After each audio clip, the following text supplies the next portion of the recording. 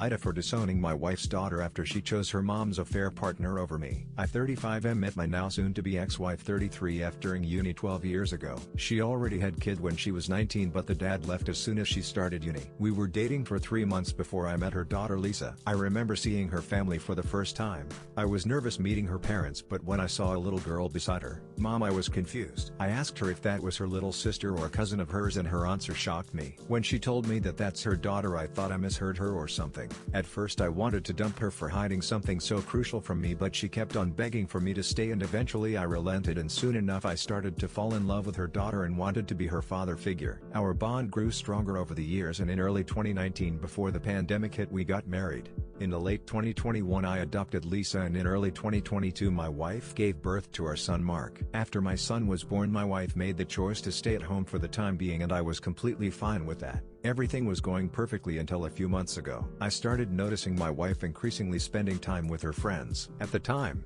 I didn't say anything since, in my mind, being at home all day probably meant eating at her, and I didn't want to seem controlling. The thing that made me suspicious was her constant texting and going out of the room for calls. She never did that for anyone besides this one friend of hers. I asked her about it but she gave me some vague answers about gossip. The moment that took it too far though, was when I came home last week and saw her outside talking on the phone. This wasn't out of the ordinary. I remember seeing my son on the floor crying alone. I was pissed at my wife for just leaving him alone in the house but when I went to pick him up and smelled the horrible stench coming from him, I was beyond furious. His diaper seemed like it hadn't been changed since that morning. I quickly changed his diaper and rushed outside with him in my arms. I was beyond pissed. I snatched her phone from her hand and bolted back inside. I locked my wife outside to have a talk with this friend of hers alone. I had my suspicions about who it really was and when I heard a male voice calling out her name and asking who was there, I immediately knew what was going on. He ended the call as soon as he heard my voice. I then proceeded to lock the front door to make sure my wife couldn't enter the house at all and proceeded to screenshot as much of their chat as I could and then sent them to myself before deleting them on her phone. About 5 minutes later,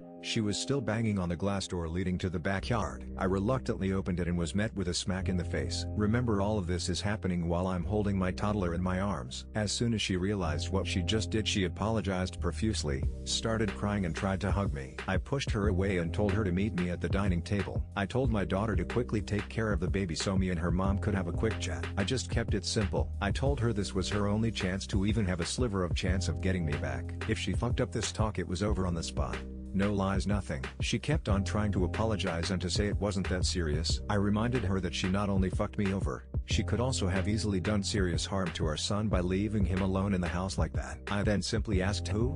For how long? And did they fuck? She replied with her ex-boss Daniel, 6 months, and she didn't answer the last one. So I kept on reminding her that this was her last chance. She then just simply nodded. I then asked her if they used protection. To this she started crying and started begging me for forgiveness. She said she would block him then and there, would never contact him again. I could fuck any woman I want from now on, yada yada. I guess Lisa heard the commotion and came downstairs. I told her to go back up but she just walked to my wife and asked her if I knew about Daniel. Up to this point I was calm but upon hearing this, I swear even I started tearing up. I asked Lisa if she knew all along, and she said yes. At this point I'm full on crying and I asked her why she didn't tell me. She responded with, because unlike you, Daniel buys me the things I want without having to beg. I then asked her how she could possibly do this to her dad. She responded with the "you're not my real dad" crap. My wife screamed at her upon hearing what she said. At that point I couldn't bear any of this anymore. I just grabbed my son and got into the car. Me and my son are currently staying at my parents' house. I've basically been drinking myself to sleep every day. Thanks to the saint of a mother I have,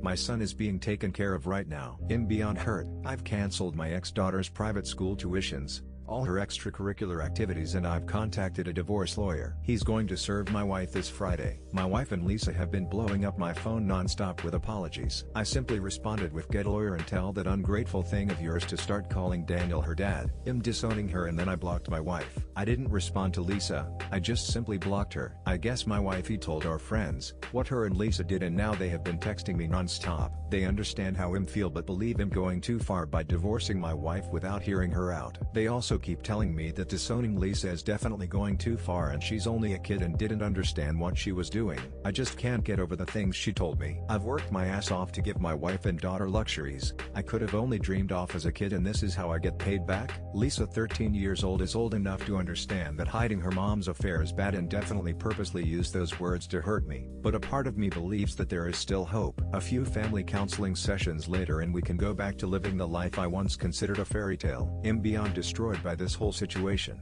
A part of me just wants to see them burn in hell, but the other part of me believes there is still hope. Am I really going too far? Is there still hope? AITA for disowning my daughter and divorcing my wife?